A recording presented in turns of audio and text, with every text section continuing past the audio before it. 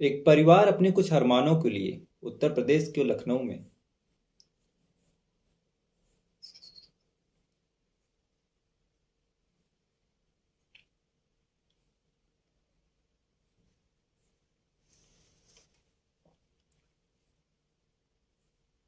एक परिवार उत्तर प्रदेश की राजधानी लखनऊ में ये सोचकर शिफ्ट होता है कि आने वाला समय उनके लिए अच्छा होगा। लखनऊ आके वो लोग कुछ तरक्की करेंगे।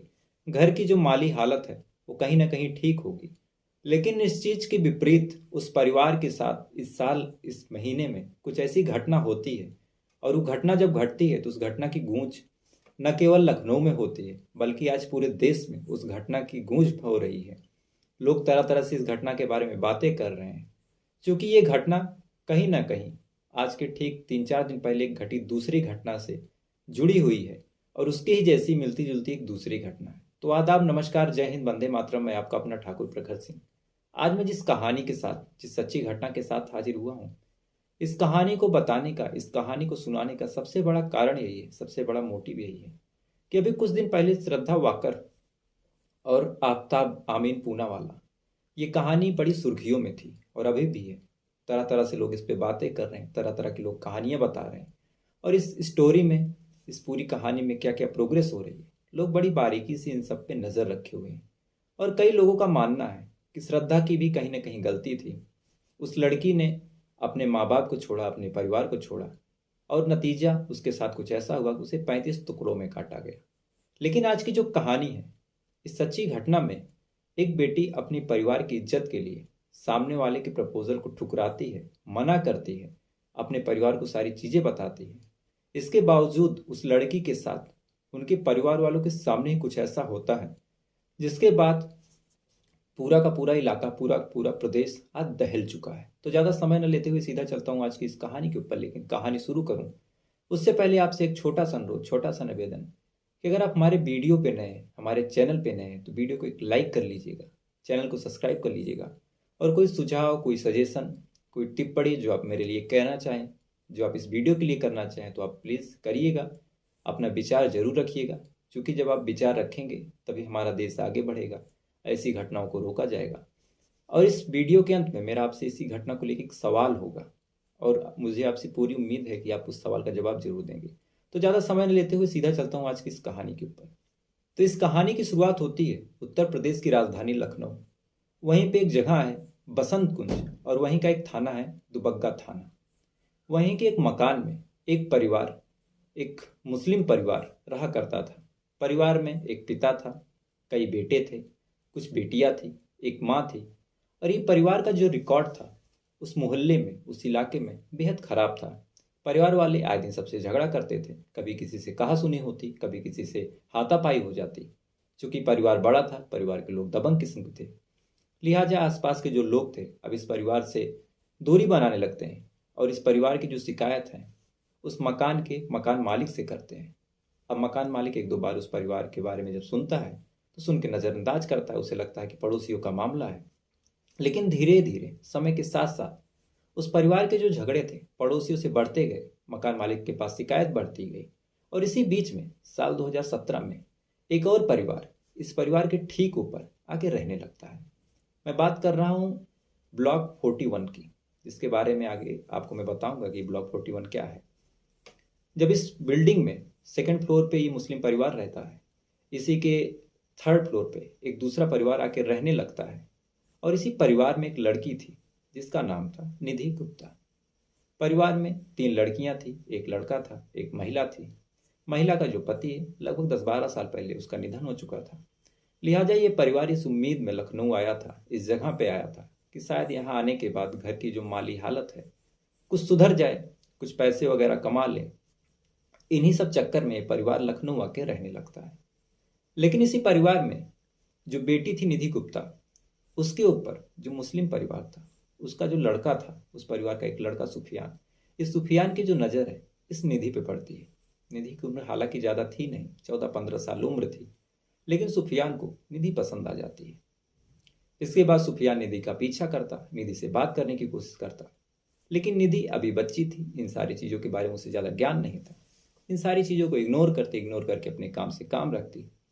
इधर जो महिला थी, महिला लक्ष्मी गुप्ता इधर उधर खाना बना के, बर्तन मांज के अपने काम धंधे को चलाती, परिवार का लालन पालन करती। जैसे तैसे करके जो बड़ी बेटी काजल गुप्ता थी उसकी शादी करती है। शादी करने के बाद इधर निधि भी हाई स्कूल में आ जाती है। और इसी दौरान जो मुस्लिम परिवार था उसका झगड़ा जब पड़ोसियों से ज़्यादा बढ़ने लगता है तो इसका नतीजा ये होता है कि जो मकान मालिक है वो इस मुस्लिम परिवार को, मुखिया का नाम मोहम्मद राजू था, इनके परिवार को कहता है कि आप कहीं और रहने लगिए, क्योंकि आपके जो झगड़े हैं आए दिन सबसे होते हैं, आप इस जगह पर रहने लायक हैं नहीं। इसके बाद मकान मालिक इनको ये कह के उस घर से, उस बिल्डिंग से, उस ब्लॉक 40 से 41 से निकाल देता है। इसके बाद ही मुस्लिम परिवार चला जाता है। लेकिन उसका जो लड़का था सुफियान, उसकी जो नज़र थी निधि पे आए दिन रहती थी।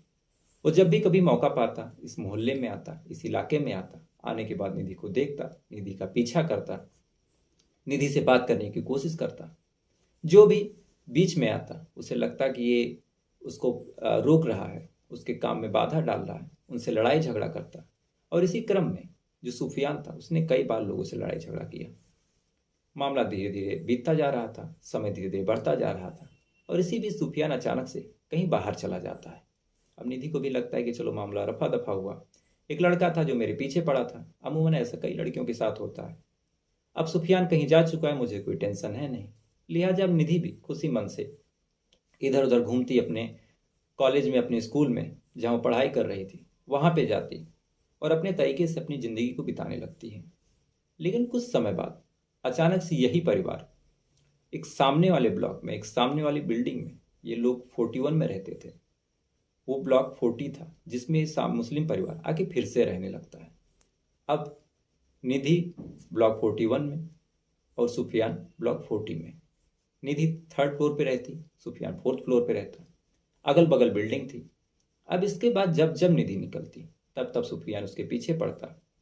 कुछ दिन तक सुफियान ने प्यार से बात करने की कोशिश की, लेकिन जब निधि नहीं मानती तो निधि को बार बार अब ब्लैकमेल करने लगता और कहता कि तुम्हारा जो भाई बाहर कमा रहा है, कमाने गया है, अगर तुम उससे बात नहीं करोगी तो मैं उसको मार दूंगा। निधि ये सारी बात सुनती है, सुनने के बाद डर जाती है। अब माँ से बताती तो माँ उसकी पढ़ाई छुड़वा देती, उसे इस बात का डर था, इसलिए सारी बात अपनी बड़ी बहन काजल गुप्ता को बताती है। काजल गुप्ता उसे समझाती है, कहती है कि बेटा ऐसी लड़कियों के साथ ये सारी चीज़ें कई बार होती हैं, हमें इग्नोर करना पड़ेगा। हमारे परिवार में कोई मर्द, कोई पुरुष है नहीं जो जाके लड़ाई कर सके, वो लोग झगड़ालू किस्म के हैं। और जो ऑन द रिकॉर्ड है उस परिवार का, मोहम्मद राजू का, उनके बेटे सुफियान का, वो मोहल्ले में बड़ा झगड़ालू किस्म का था भी। लिहाजा जो निधि गुप्ता है और उनके परिवार वाले जब इस बात को जानते हैं कि सुफियान किस तरह से पीछा कर रहा है, किस तरह से परेशान कर रहा है, धमकी दे रहा है, ब्लैकमेल कर रहा है, उसके बाद भी अपनी बेटी को, अपनी बच्ची को समझाते हैं और समझाने के बाद कहते हैं कि बेटा ऐसी चीज़ें हमारे साथ होंगी, लड़की हो, तुम्हें ये सारी चीज़ें झेलनी पड़ेंगी, इन चीज़ों को इग्नोर करो, अपने काम से काम रखो। बहुत करेगा, कुछ बोलेगा, कुछ कमेंट करेगा, इससे ज़्यादा तुम्हारा क्या कर लेगा। निधि को भी लगता है कि चलो ठीक है, जो है सही है।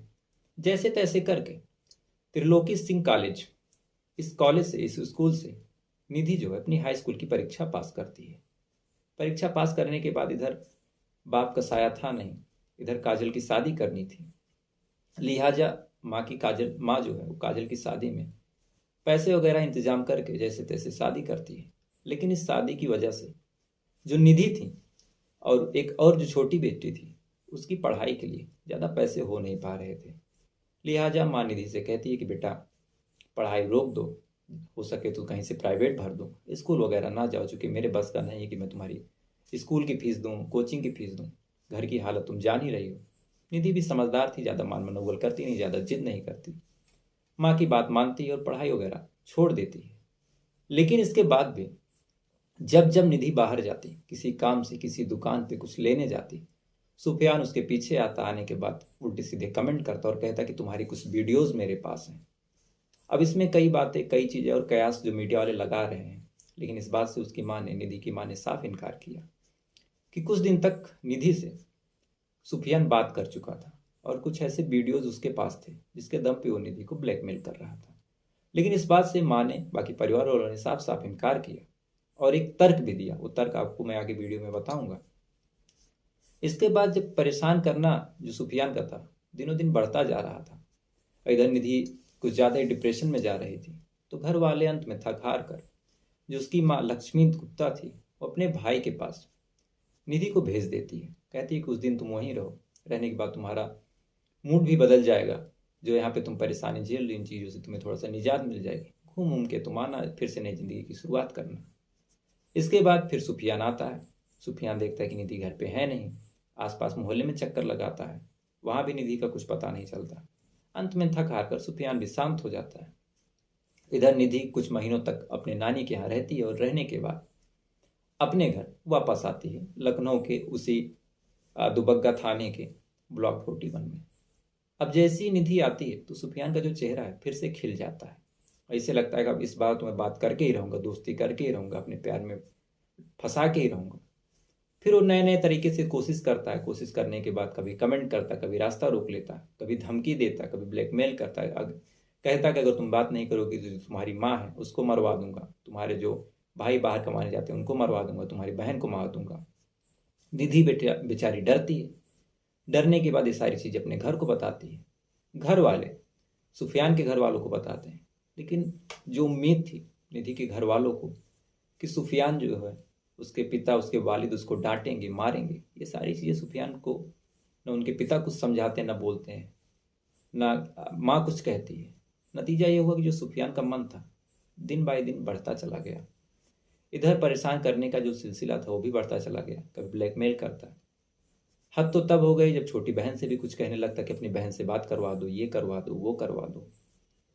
इसी बीच जब घर की माली हालत, पैसे वगैरह नहीं थे घर पे, और निधि देखती है कि घर की हालत जो है डे बाय डे गड़बड़ होने लगी है, तो निधि को लगता है कि क्यों ना मैं भी माँ के साथ कुछ हाथ बटाऊं, कुछ मदद करूं, कुछ मैं भी कमाऊं। इसलिए निधि अब ब्यूटी पार्लर जाने लगती है कोर्स करने के लिए, सीखने के लिए, और कुछ 100-200 मिल भी जाएगा इसी बहाने। थ्रेडिंग वगैरह बनाएगी, नेल पॉलिश वगैरह, फिर जो भी छोटी मोटी चीज़ें जो इस हाल में वो कर सकती थी, ये सारी चीज़ें करती, 100-200 कमा लेती। घर वाले भी खुश थे।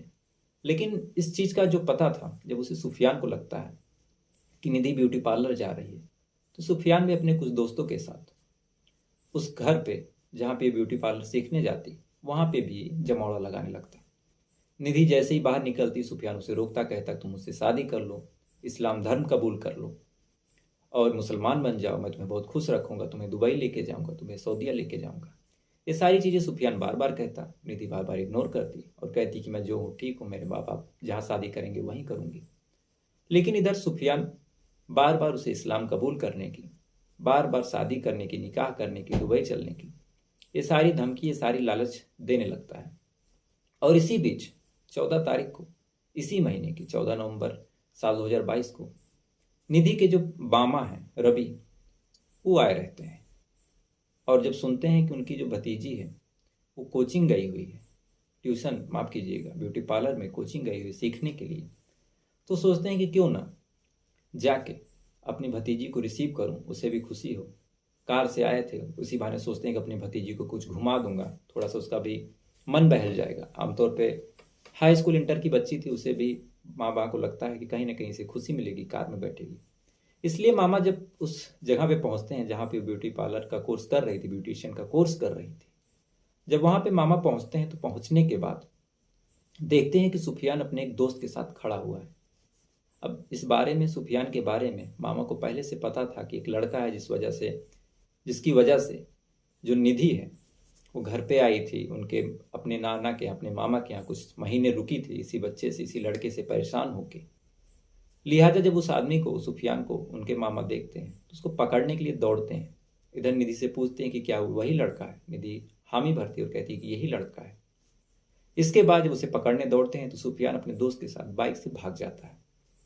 और भागने के बाद शाम को ही, अगले दिन, जब निधि की छोटी बहन आती है दुकान पे सामान लेने के लिए, चूंकि मोहल्ला सेम था, तो उस छोटी बहन से सुफियान कहता है कि अपने मामा को समझा लो, मेरे मामले में ज़्यादा टांग ना अड़ाएं, क्योंकि अगर मेरा दिमाग खराब हो गया तो मैं तुम्हारे मामा की कार में आग लगा दूंगा और उन्हें जान से मार दूंगा।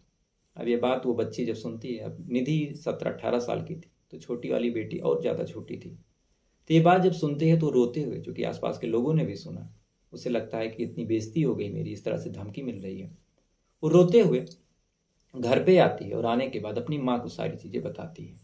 इधर मामा भी बैठे थे, निधि भी बैठी थी, बड़ी वाली लड़की बैठी थी और माँ बैठी थी। ये सारी चीज़ें, ये सारी बातें जब सुफियान के बारे में छोटी वाली बेटी बताती है माँ को, तो माँ कहती है कि बहुत हुआ, अब इनके घर चलेंगे, घर पे कंप्लेन करेंगे। और बाप से इनके आमतौर पे जो गांव में या फिर किसी घर में किसी मोहल्ले में जो पहला स्टेप होता है कि आदमी पहले घर पे बताने की कोशिश करता है कि माँ बाप अगर डांट के सुधार दें तो कितना अच्छा हो, मोहल्ले की बात है, मोहल्ले में रह जाएगी। नतीजा ये हुआ कि जो निधि की माँ थी, पिता था नहीं, वो अपने भाई के साथ सुफियान के घर पे अपने बच्चों को लेते हुए जाती है और सुफियान के पिता जो मोहम्मद राजू हैं उनसे कहती है कि ऐसे ऐसे आपका लड़का परेशान कर रहा है, मेरी बेटी का जीना हराम हो गया है। और जब ये सारी बातें वो बताने लगती है, जो लक्ष्मी है निधि की माँ, तो निधि भी रोने लगती है, क्योंकि उसके ऊपर जो कुछ बीत रहा था उसे याद आता है कि कैसे उसे परेशान किया जा रहा, कैसे उसे टॉर्चर किया जा रहा, ब्लैकमेल किया जा रहा, इस्लाम कबूल करने के लिए, निकाह करने के लिए बार बार बोला जा रहा। तो ये चीज़ें उसके आँख के सामने जब फिर से घूमती हैं तो वो रोने लगती है और रोते हुए जो सुफियान है उनकी माँ से कहती है कि आंटी आप अपने बेटे को रोक लीजिए, नहीं तो मैं खुद को ही कुछ कर लूँगी। अब ये बात जब उनकी माँ सुफियान की सुनती हैं और सुफियान के वालिद जो है वो सुनते हैं, तो सुफियान को फ़ोन करते हैं और फ़ोन करके बुलाते हैं और कहते हैं कि तुम्हारी वजह से देखो किस तरह का उलाहना घर पे आया, और आओ और जो चीज़ें हैं साफ साफ बताओ। इसके बाद मोहम्मद राजू के कहने पे सुफियान आता है। आने के बाद इनके मामा को देखता है, मामा को देखता है, निधि को देखता है, माँ को देखता है, बाकी बहनों को देखता है। और इसी क्रम में जब सारी बात वो कहने लगता है तो कौन कहे कि मोहम्मद राजू अपने बेटे को डांटे मारे। उल्टा ये जो लक्ष्मी है निधि की माँ उनसे कहता है कि इसमें क्या दिक्कत है, बच्चा शादी करना चाह रहा तो आप शादी करवा दीजिए, इस्लाम धर्म में कोई दिक्कत नहीं आएगी, खुश रहेगी। ये सारी बातें जब बोलती है तो लक्ष्मी को गुस्सा लग जाती है। इधर जो भाई राजू है यानी निधि का मामा, माफ़ कीजिएगा रवि, निधि का मामा जो रवि है उसे भी गुस्सा लगती है और कहता है कि हमें नहीं करानी शादी तो कोई ज़बरदस्ती है, आप ज़बरदस्ती करा लेंगे। और इस छोकरे की इतनी हिम्मत कैसी हुई कि मुझे धमकी दे रहा था कि मेरी कार में आग लगा देगा। अब ये बात जैसे सुफियान सुनता है तो सुफियान गाली गलौज करते हुए जो रवि हैं उनके कॉलर को पकड़ता है और धक्का मुक्की करने लगता है। अब धक्का मुक्की के बीच में लक्ष्मी भी आती है। अब कायदे से जो पिता हैं उन्हें सारी चीज़ें रोकनी चाहिए थी, लेकिन वो भी मूक बधिर बन के बैठे सारी चीज़ों को देख रहे थे। इसके बाद धक्का मुक्की होती है। धक्का मुक्की के बाद चूंकि जो बात पता चली, जो रिजल्ट निकल के सामने आया, जो मैंने जांच किया, पड़ताल किया, रिसर्च की, कुछ लोगों को भेजा, कुछ लोगों को वीडियो से माध्यम से देखा, तो ये बात निकल के सामने आई कि ये लोग थर्ड फ्लोर पे रहते थे, लेकिन इनका जो खाना है वो फोर्थ फ्लोर पे बनता था। तो वहीं पे कुछ लकड़ी वगैरह रखी हुई थी। तो जब झगड़ा हाथापाई तेजी से बढ़ने लगी तो जो सुफियान है इस कहने के साथ ऊपर जाता है कि अब ऊपर जा रहा हूँ, डंडा लेके आऊंगा तब तुमको मारूंगा। इसी के साथ जब तेजी से छत पे जाता है तो इसी के पीछे पीछे निधि भी चली जाती है, समझाने के लिए, डांटने के लिए, चिल्लाने के लिए, तुम्हारी हिम्मत कैसे, तुम मेरे मामा को मेरे आगे मारोगे और मेरा पीछा छोड़ दो। अब जैसे ही निधि ऊपर जाती है, इधर जो लक्ष्मी है सुफियान के पिता से बात कर रही है, अपना दुखड़ा रो रही है। इसी बीच निधि के चीखने की आवाज नीचे से आने लगती है। निधि नीचे गिरी हुई थी, दर्द से कराह रही थी और उसे इतनी जोर की तकलीफ थी क्योंकि वो फोर्थ फ्लोर से उसे सुफिया ने धक्का देके गिरा दिया था। मैंने उस छत को भी देखा। छत की हाइट जो उस पर बाउंड्री बनी हुई थी वो घुटने से मात्र 1 फीट ऊपर, यानी बहुत आप मान के चलिए तो थाइस तक, जांग तक, वो भी कम हाइट वाले लोगों की जांग तक ही बाउंड्री बनी हुई थी। यानी अगर वहाँ पे कोई खड़ा हो तो उसे धक्का दें तो बड़ी आसानी से बिना किसी ओट के, बिना किसी रुकावट के गिर जाएगा, अगर खासकर शरीर रूप से कमजोर हुआ तो। और जो चौथा मंजिला था वास्तव में काफ़ी ज़्यादा ऊंचा था। तो जब सुफियान उसे धक्का देता है तो नीचे एक ब्लैक कलर की पल्सर बाइक खड़ी हुई थी। सबसे पहले वो पल्सर की सीट पे गिरती है। सीट पे गिरने के बाद घिसटती हुई नीचे जाती है। अब जाहिर सी बात है, चौथी मंजिला से गिरने के बाद सुफियान को इस बात की उम्मीद नहीं थी कि इसके साथ क्या हो जाएगा। वो नीचे देखता है तो नीचे खून से लथपथ निधि पड़ी हुई थी, दर्द से कराह रही थी। अब सुफियान इसके बाद कहाँ गया किसी को कुछ पता नहीं। जब ये चीख, ये आवाज़ निधि के माँ बाप सुनते हैं, निधि के मामा सुनते हैं, बाप तो था नहीं, निधि की बहन सुनती है, तो चिल्लाती हुई वो भी दहाड़े मारते हुए बाहर आती है। बाहर देखती है कि उनकी जो फूल सी बेटी है उसकी कई हड्डियां टूट चुकी हैं, सर फट चुका है, पूरे बॉडी में इतना खून बह चुका है कि कोई भी चमड़ा, कोई भी स्किन दिखाई नहीं दे रही, सारे कपड़े लाल कलर के हो चुके हैं। उसके बाद यहाँ से जो मेरा सवाल है वो आने वाला है। इसके बाद जब चीख पुकार मचती है तो कायदे से जो सुफियान के पिता हैं उनको आगे आना चाहिए था, निधि को हॉस्पिटल लेके जाना चाहिए था। लेकिन सुफियान के पिता को तो छोड़िए, पूरे मोहल्ले के लोग आधे घंटे तक वहां पे खड़े रहे। उनकी माँ ने, जो निधि की माँ है, उन्होंने बताया कि आधे घंटे तक उनकी बेटी दर्द से तड़पती रही, चिल्लाती रही, चीखती रही, कभी होश आता, कभी बेहोश हो जाती, लेकिन मोहल्ले में कोई भी आगे नहीं आया जो उसे हॉस्पिटल लेके जा सके।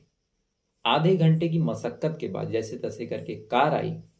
उस कार से एक आदमी उसी मोहल्ले का उनको लेके ट्रामा सेंटर गया और कुछ देर वहां पे दर्द से तड़पने के बाद निधि की मौत हो गई।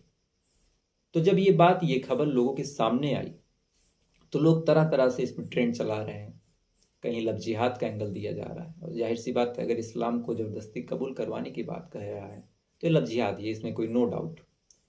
और कहीं उसके लिए कहीं श्रद्धा वाले मामले से तुलना की जा रही है। लेकिन सबसे बड़ा सवाल यही है कि मान लो सुफियान दोषी था, सुफियान के परिवार वाले दोषी थे, लेकिन आसपास के मोहल्ले के लोग, जब वो बच्ची छेड़ी जा रही थी, उस बच्ची के ऊपर कमेंट हो रहा था, सुफियान का वो दोस्त जो सुफियान के साथ रह रहा था, जिस दुकान पे बेटी सामान लेने गई, जहाँ पे उसे धमकी मिली, ये सारे लोग चश्मदीद बने रहे।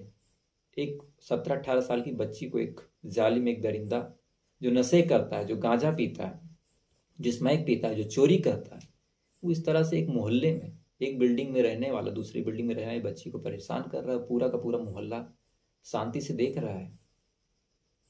तो अब इस पे क्या कहा जाए?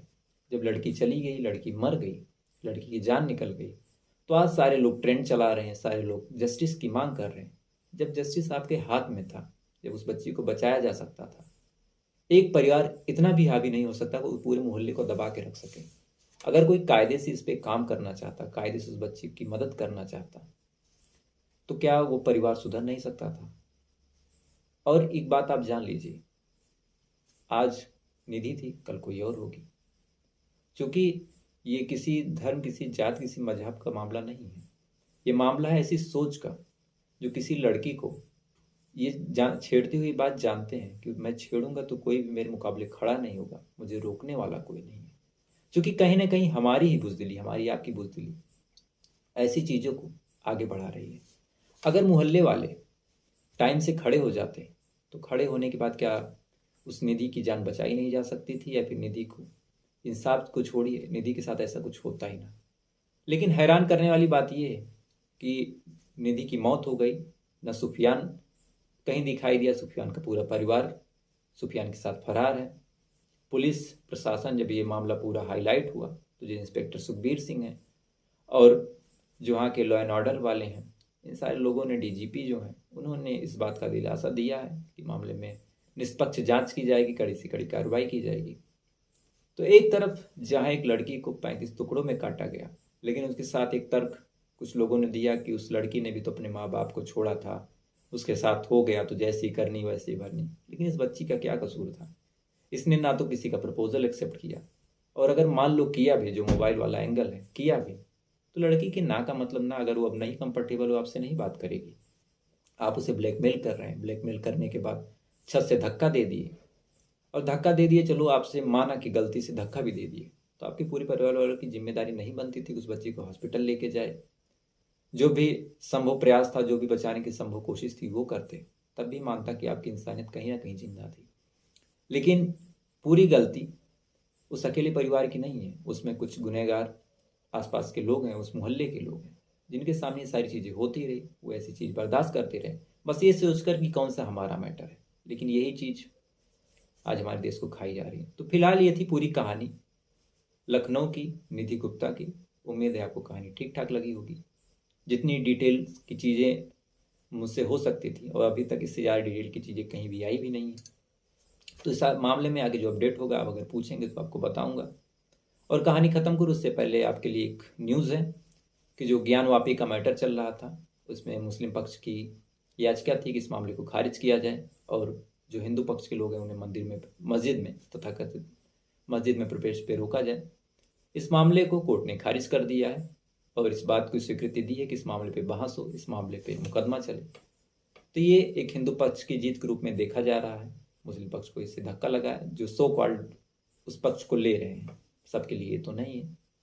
तो फिलहाल ये थी पूरी कहानी। उम्मीद है कहानी आपको पसंद आई होगी, और कहानी पसंद आई हो तो वीडियो को लाइक कर लीजिएगा, चैनल को सब्सक्राइब कर लीजिएगा, और रोज़ा अगर आप देखने के शौकीन है तो 8:30 बजे मैं आपको सुनाऊंगा ऐसी किसी कहानी के साथ। फिर मिलूंगा, तब तक अच्छे रहिए, खुश रहिए। जय हिंद, वंदे मातरम।